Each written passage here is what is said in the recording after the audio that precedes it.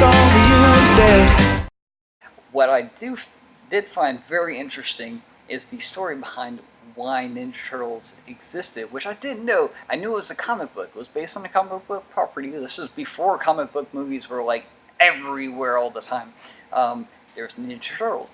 And he told me an awesome story. I even double checked this on the internet. I was like, man, I get more details. Like, hilariously awesome. I'll let him explain this. Are you talking about the connection with Daredevil? Oh, I'm talking about all of that. Which So, Eastman and Laird, who were the pair that created Ninja Turtles, they created it as a parody. They were making fun of the direction comic books were going in the early to mid 80s. There was Alan Moore and Frank Miller are largely credited for moving comic books out of the kiddie realm and into the adult world, which is a gross overgeneralization. But you had Alan Moore wrote the Watchmen, and Frank Miller wrote The Return of the Dark Knight, that gets credited for bringing hyper-violent, hyper-realism to comic books. And these were not alone.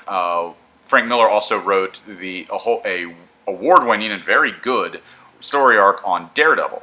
Yes. And this is where this is what is principally pointed to, because Eastman and Laird thought they needed to take the piss out of this. But the idea of having hyper-violent superheroes and hyper-realistic superheroes was silly. So they came up with the silliest idea they possibly could: giant mutant turtles who were teenagers. Amazingly silly. And make it into dark, hyper-violent. And incredibly ridiculous. Yes. And just the sentence alone, the title. Yes, and it was a parody. It was a joke. You see the hallmarks of this with the Shredder. Who are the ninjas that the Shredder uses? They are called the Foot Clan. This was a parody of the Hand from Daredevil and from Marvel Comics.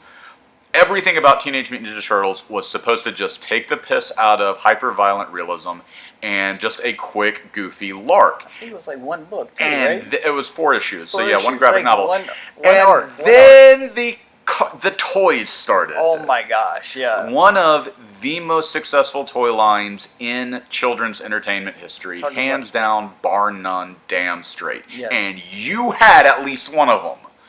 The cartoon I think, is what really kicked it off. Oh yeah, the cartoon was terrific. Was like 1987. The book came out in 1984. Yeah. And so they made quick work of this, man. We're like, we're going to franchise this sucker. We're going to make some money off of it. And it ran like nobody's business. The most ridiculous thing ever. And it's a very fascinating thing. A lot of people remember Teenage Mutant Ninja Turtles from back then, and they remember like a quick little window of Teenage Mutant Ninja Turtles from their life. They remember the cartoon, they remember the movies maybe. They may remember the live-action TV series that happened a little bit later. They may remember one of the cartoons that followed.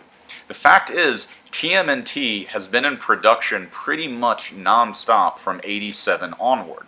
There's never really been a time TMNT hasn't been somewhere in production. There haven't been toys, there hasn't been a cartoon series, there hasn't been a TV show. It's on the air now, and it's actually quite good. It's a franchise as old as I am. Yep. Which is amazing. I mean, I'm old. It's true. Yeah.